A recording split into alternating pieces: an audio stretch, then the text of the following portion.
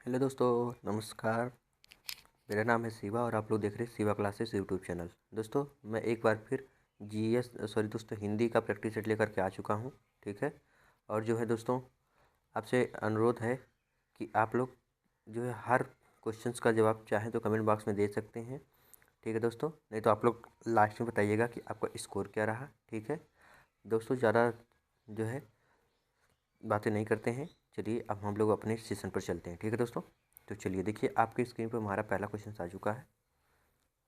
देखिए आपसे जो है पूछा जाएगा। ठीक है, क्या इस संसार में धन ही सब कुछ नहीं है? धन की पूजा तो बहुत कम जगहों में होती देखी गई है।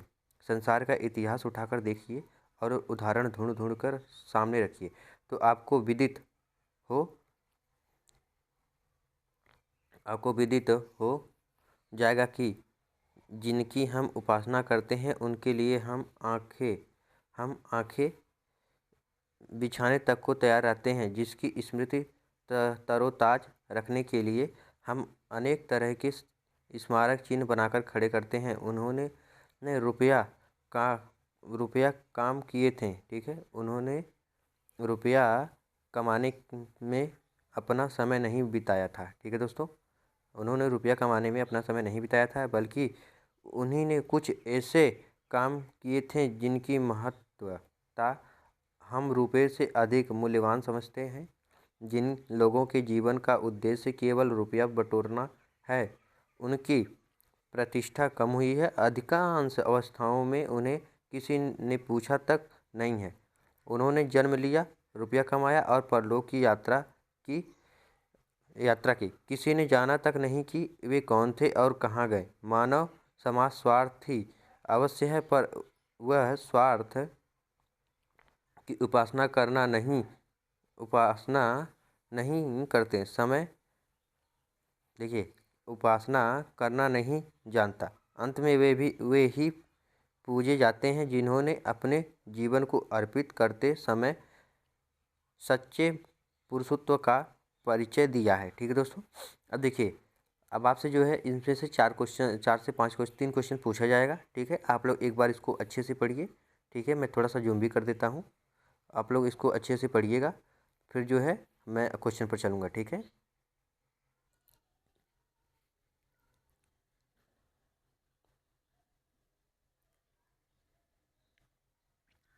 चलिए तो आप लोगों ने इसे पढ़ लिया होगा। ठीक है दोस्तों, तो देखिए गद्यांश को सॉल्व करने के लिए जब तक आप इसको पढ़िए जब तक आपको समझ में ना आ जाए। ठीक है, तो हमसे क्या पूछा, गद्यांश का उपर्युक्त शीर्षक क्या होगा। ठीक है दोस्तों, तो गद्यांश का उपर्युक्त शीर्षक होगा धन और मनुष्यता।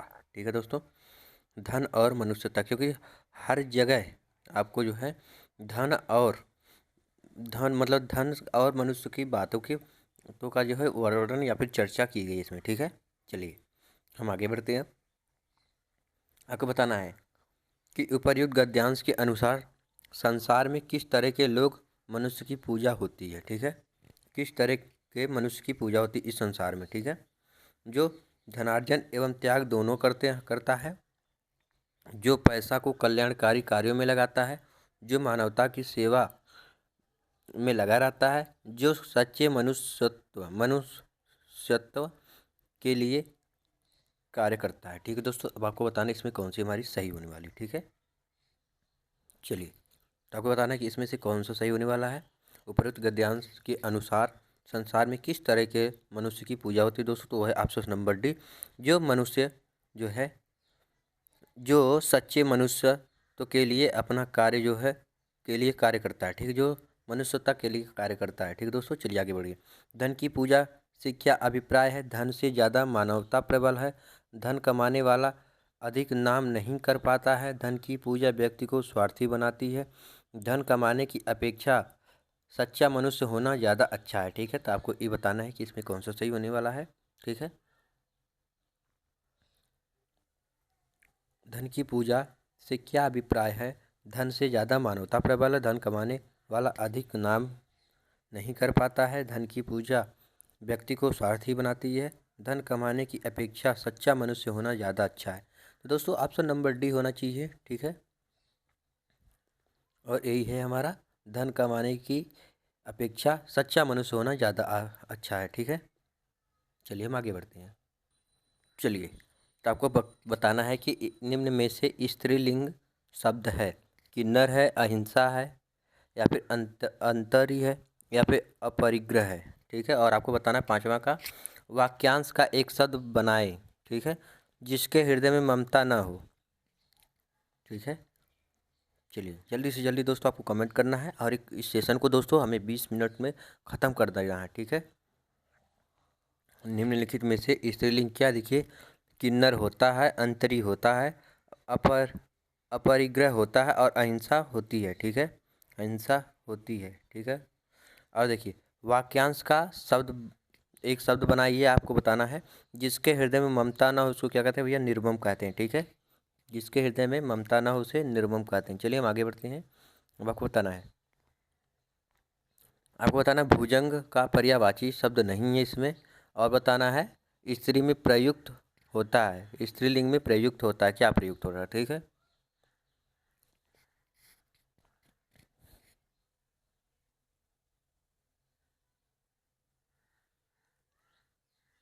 चलिए, तो आपको बताना है। ठीक है, देखिए, मैं आपको बताता हूँ, स्त्रीलिंग में प्रयुक्त होता है दोस्तों ऋतु, ऋतु होती है। ठीक है, वसंत ऋतु, ग्रीष्म ऋतु, शीत ऋतु। ठीक है, और वर्षा ऋतु। और पंडित तो आपको पता है, आचार्य भी तो वही है पुल्लिंग में, और हंस, हंस भी पुल्लिंग है हमारा। ठीक है, लेकिन जो ऑप्शन नंबर हमारा कौन सा सही है, ये बिल्कुल सही है। आपको पता है ना, भुजंग का पर्यायवाची शब्द नहीं है। भुजंग मतलब होता क्या है, ब्याल, सर्प, गरुड़ या पनंग। ठीक है, आपको बताना है। चलिए, आप लोग जल्दी से जल्दी कमेंट बॉक्स में कमेंट बताइए। ठीक है, करके बताइए। चलिए, तो मैं आपको इसका आंसर दे देता हूँ कि जो हमारा भुजंग का पर्यायवाची शब्द है वह है गरुड़। ठीक है, ऑप्शन नंबर बी। देखिए, ब्याल, सर्प और पनंग ये होता है दोस्तों, आप लोग भी गरुड़ देव का नाम सुने हैं। ठीक है, तो गरुड़ नहीं है, बाकी तीनों था। ठीक है, चलिए अब हम आगे बढ़ते हैं। आपको बताना है कि बड़ा घर, छोटा आदमी, नीला वस्त्र में विशेष कौन सा है। ठीक है, कौन कौन से शब्द हैं। ठीक है, आपको बताना है। और वाच्य होते हैं, कितने बार होते हैं आपको ये भी बताना है। बड़ा घर, छोटा आदमी, नीला वस्त्र।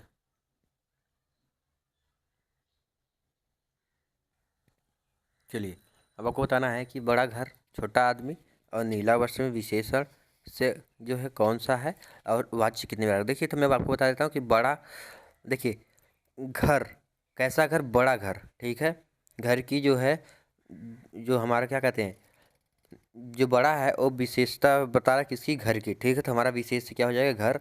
छोटा जो है आदमी की विशेषता बता रहा है, तो हमारा आदमी हो जाएगा। और नीला जो है वो वस्त्र की विशेषता बता रहा है। ठीक है, तो ऑप्शन नंबर जो है सी।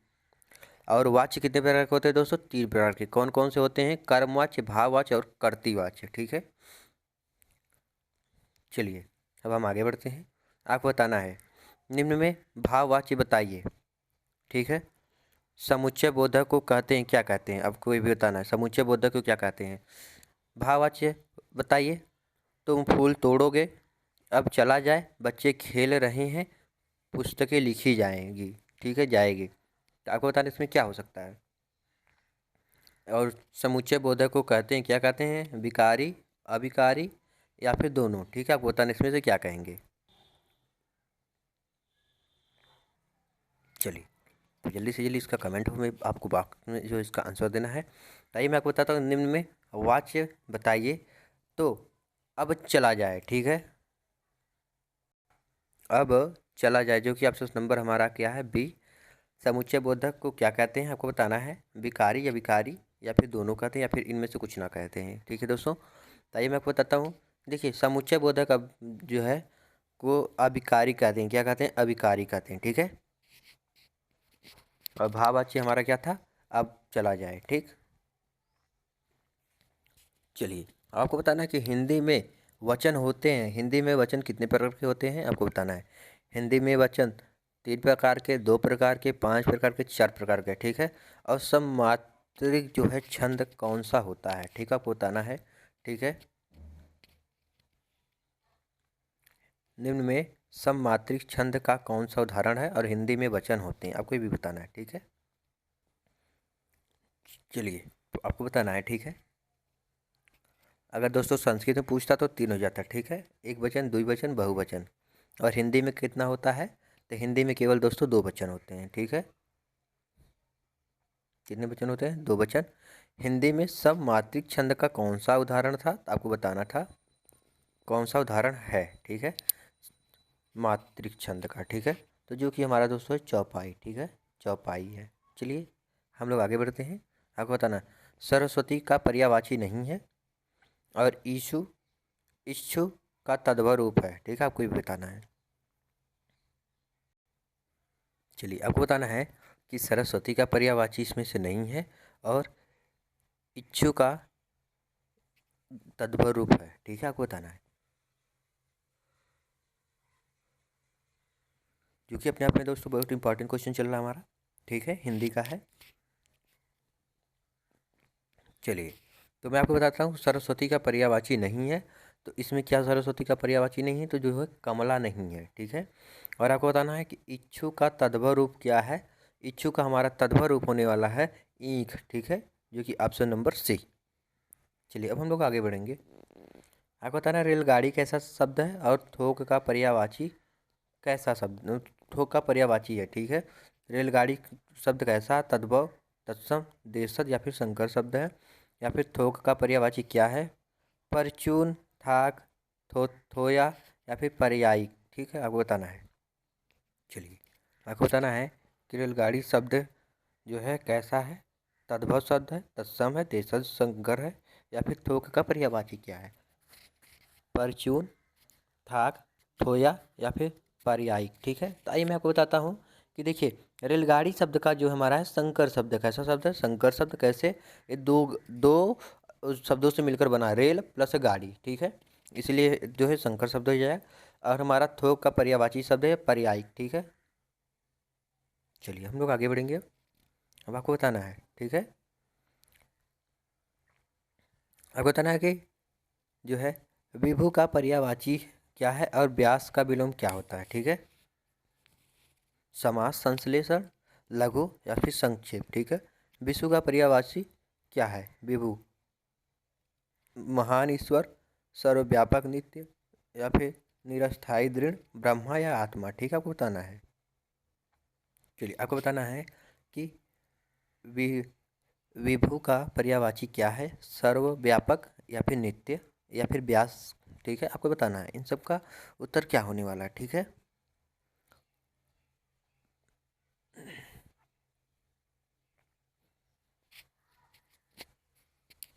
चलिए तो मैं आपको इसका आंसर दे दूं कि विभु का पर्यायवाची क्या है? सर्वव्यापक, ठीक है, सर्वव्यापक। और व्यास का विलोम क्या है? समास, ठीक है, सभी को दोस्तों पता है व्यास का विलोम क्या होता है? समास। छक्का पंजा करना, ठीक है, और अधिमानता में प्रयुक्त उपसर्ग बताइए। अधिमानता में प्रयुक्त उपसर्ग बताइए और छक्का पंजा एक करना, ठीक है। छक्का पंजा एक करना का मुहावरे का अर्थ क्या होता है? झगड़ा करना, ओछी हरकत से कार्य सिद्ध करना, चापलूसी करना या फिर नाराजगिरी करना, ठीक है, नाराजगिरी करना, ठीक है। अब अधिमान में प्रयुक्त उपसर्ग बताइए। अ उपसर्ग है, फिर अध है या फिर अधि या फिर ता, ठीक है।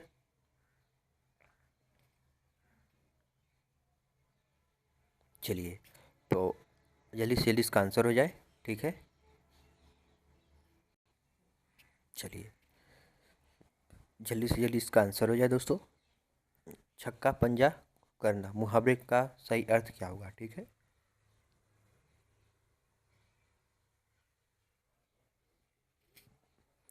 देखिए छक्का पंजा एक करने का क्या अर्थ होता है? ओछी हरकत से कार्य सिद्ध करना होता है, ठीक है। ओछी हरकत से कार्य सिद्ध करना। अधिमानता में में जो है आपको उपसर्ग बताना था। तो इसका आंसर जो है आप लोग जल्दी से कमेंट बॉक्स में पहले करिए, फिर मैं आपको बताता हूँ, ठीक है। देखिए अधिमानता में प्रयुक्त उपसर्ग बताइए, तो इसका होगा अधि, ठीक है दोस्तों, अधि होगा, ठीक। चलिए हम लोग आगे बढ़ते हैं, ठीक है। अब आपको यहाँ से बताना है कि दिए गए वाक्य में एक शब्द रेखांकित है, उस शब्द में प्रयुक्त उपसर्ग किस कोटि का है, ठीक है, आपको बताना है कि चिन्हित कीजिए। विद्यालय का उप प्रधानाचार्य जिम्मेदार व्यक्ति होता है, ठीक है। उप प्रधानाचार्य जिम्मेदार व्यक्ति होता है। विद्यालय का उप प्रधानाचार्य जिम्मेदार व्यक्ति होता है। तत्सम उपसर्ग, तद्भव उपसर्ग, विदेशज उपसर्ग या फिर देशज उपसर्ग, ठीक है। और फिर प्रत्यय होता है, आपको ये भी बताना है, ठीक है। चलिए, तो आपको बताना है कि उप प्रधानाचार्य जो है जिम्मेदार व्यक्ति होता है, आपको बताना है।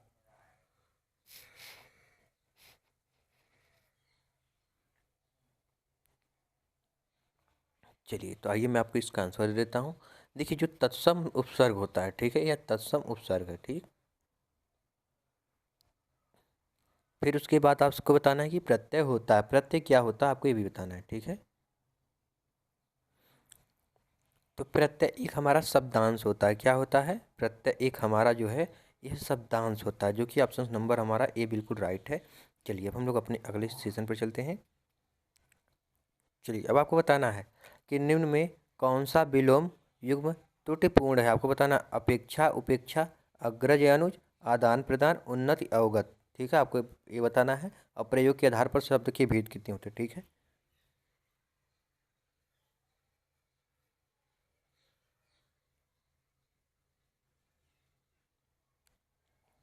देखिए, अपेक्षा उपेक्षा होता है, ठीक है। अग्रज अनुज ये भी होता है, आदान प्रदान होता है, ठीक है दोस्तों। लेकिन उन्नत का अवनत होता है, ना कि अवगत। हमारा तो यही बिल्कुल सही होने वाला था, ठीक है। प्रयोग के आधार पर शब्द कितने शब्द के भेद हैं दोस्तों, तो ये भी आपको बताना है, ठीक है। 2, 6, 4, 8, ठीक है। तो आपको जल्दी से जल्दी इसको कमेंट बॉक्स में बताना है, ठीक है।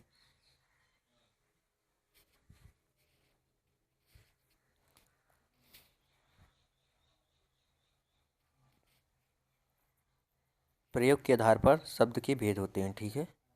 तो ये होता है हमारा कितने प्रकार का? 2 प्रकार का होता है, ठीक है। प्रयोग के आधार पर 2 प्रकार का होते हैं, ठीक है। चलिए, अब आपको ये स्क्रीन पर हमारा रहा अगला। कह रहा कि सरयुर्मी में संधि है। दीर्घ संधि, यण संधि, व्यंजन संधि, स्वर संधि। कौन सा संधि है? निम्न में से किस धातु से बना सॉरी दोस्तों, निम्न में से किस धातु से भाषा बनी है, ठीक है। आपको बताना है कि भाग, भास, वध या वाक, ठीक है। आपको बताना है। चलिए,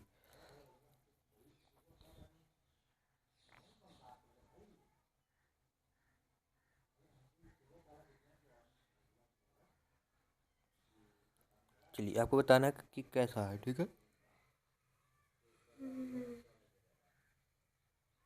देखिए, जो हमारा है पहला दीर्घ संधि, जो कि सरयुर्मी का है, ठीक है दोस्तों। अब आपको बताना है कि निम्नलिखित धातु जो है भास धातु से बनी है। भाषा जो है किस धातु से बनी है? ना तो दोस्तों ऑप्शन नंबर ए, ना तो सी से, और ना तो डी से। बनी किससे है? भास धातु से, ठीक है। भाषा जो बनी है हमारी भास धातु से बनी हुई है, ठीक है। चलिए, हम लोग अब आगे बढ़ते हैं, ठीक है। चलिए, आपको बताना है कि धातुस्मा में प्रयुक्त संधि कौन सा है, और विशेषण और विशेष के योग से कौन सा समाज समाज जो है बनता है, ठीक है। आपको ये भी बताना है, ठीक है। तो धातुस्मा में प्रयुक्त संधि कौन सी? अयादि संधि है, गुण संधि है, दीर्घ संधि, यण संधि है, ठीक है। विशेषण और विशेष के योग से कौन सा समाज बनता है, ठीक है। आपको ये भी बताना है। चलिए, धातु उष्मा में कौन सी संधि है? धातु प्लस उष्मा, ठीक है। आपको बताना है।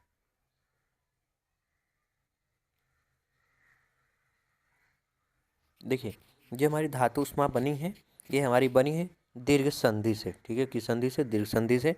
और आपको बताना है विशेषण और विशेष के योग से कौन सा समास बनता है? द्विगु, द्वंद्व, तत्पुरुष या फिर कर्मधार है, ठीक है। कौन सा समास बनता है, आपको बताना है। आइए, तो मैं आपको जो है इसका आंसर देता हूँ दोस्तों। कर्मधारय जो हमारा समास है, यही विशेषण और विशेष दोनों से बन के योग से मिलकर बनता है, ठीक है। और दोस्तों आइए देखिए, द्वंद्व समास होता है, इसमें दोनों पद प्रधान होते हैं, ठीक है। और द्विगु समास जो होता है, इसमें पहला पद संख्यावाची होता है। तत्पुरुष समास तो आपको जानते हैं कि इसमें कारक चिन्हों का लोप होता है, ठीक है। जिस समास का कोई पद प्रधान नहीं होता उसे क्या कहते हैं? उपसर्ग को क्या कहते हैं, ठीक है। आपको भी बताना है।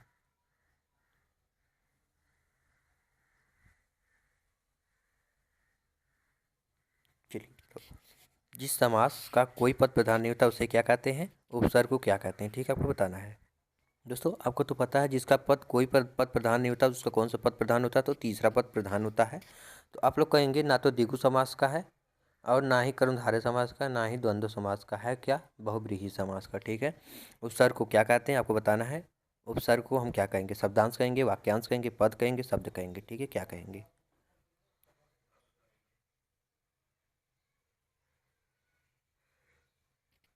चलिए, तो मैं आपको बताता हूँ कि उपसर्ग को क्या कहते हैं। तो हम इसको कहते हैं कि शब्दांश। ठीक है, चलिए, लिपि की आवश्यकता होती है क्या करने के लिए, क्या करने के लिए होती है लिपि की आवश्यकता दोस्तों, आपको बताना है। ठीक है,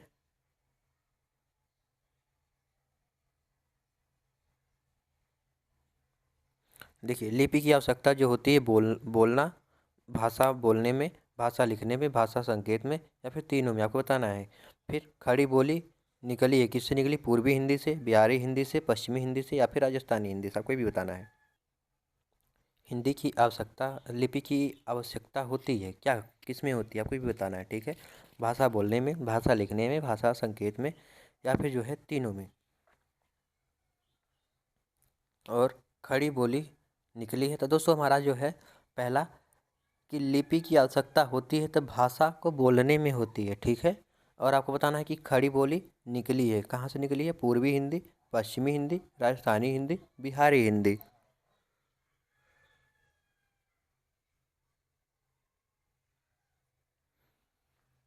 चलिए, तो मैं आपको बताता हूँ कि जो हमारी खड़ी बोली निकली है वो जो हमारी पूर्वी हिंदी से निकली है। ठीक है दोस्तों, आइए, हिंदी भाषा की कुल वर्ण लिपियाँ हैं, कितनी लिपियाँ हैं, मध्य स्वर क्या है। ठीक है,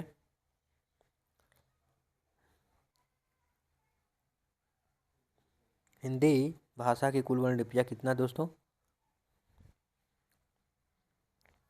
चलिए, तो दोस्तों इसमें तो ऑप्शन में जो है आपको दिया है ऑप्शन नंबर सी, जो कि 52, लेकिन दोस्तों अब हो गया है कितना, 53। ठीक है दोस्तों, एक शब्द हमारा था लिरी, इसको भी मान लिया गया है। ठीक है, तो आप लोग अगर पूछा जाए वर्तमान में तो 53 हो गया। ठीक है, 52 नहीं है वह।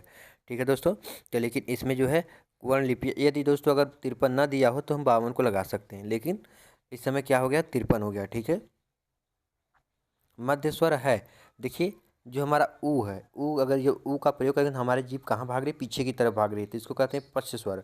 ठीक है, और जो है ई, तो ई जो है छोटी और बड़ी ई हमारा क्या हो गया, जो है अग्र स्वर में आएगा। अब मध्य स्वर में क्या आता है दोस्तों, हमारा आएगा आ।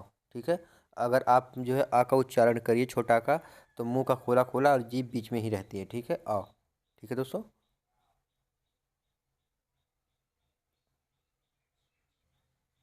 चलिए, तो हम जो है अब आगे बढ़ते हैं। ठीक है, अपने सेशन को लेकर के दोस्तों, हमारा 37 क्वेश्चन हो चुका है। अब आपकी स्क्रीन पर रहा है ए वाला क्वेश्चन, तो आपको इसको बताना है। ठीक है, इसमें से कंठ है, वर्ण है, आपको बताना है कंठ वर्ण कौन कौन सा है। ठीक है, और आपको बताना है कि र प्लस म का रूप है। ठीक है, कंठ वर्ण ई, य, स, या फिर दोस्तों ऑप्शन नंबर बी अ, ह और विसर्ग। ठीक है, क्या है, या फिर री, या फिर ए, या फिर स, या फिर री, या फिर स, या फिर ल। ठीक है, आपको बताना है कि र प्लस म का रूप कौन सा है। ठीक है,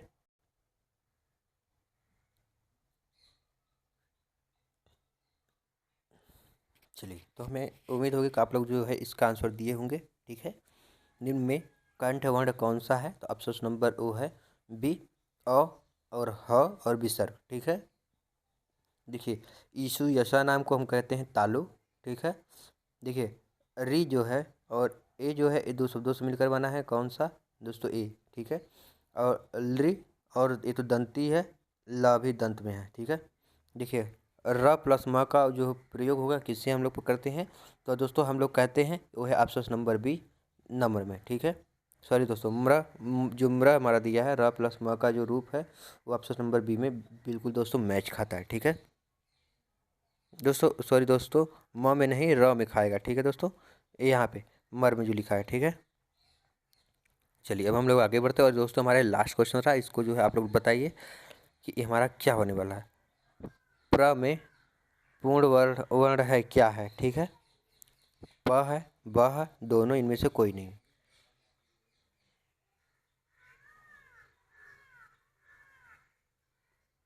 और दोस्तों हमारा सेशन अगर यदि आपको पसंद आया हो तो दोस्तों आप लोग जो है हमारे चैनल को जो है लाइक सब्सक्राइब शेयर करिएगा और फीडबैक दीजिएगा दोस्तों, ठीक है।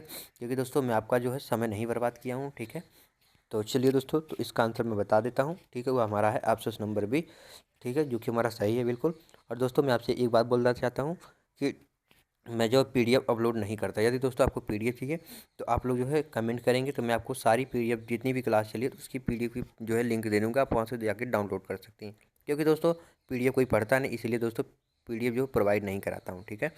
यदि दोस्तों आप कोई भी किसी का भी क्लास देखिए, यदि आप उस क्लास को 1 से 2 बार देखते हैं तो आपके ध्यान में हो जाता है और आपको जो है याद हो जाता है, ठीक है।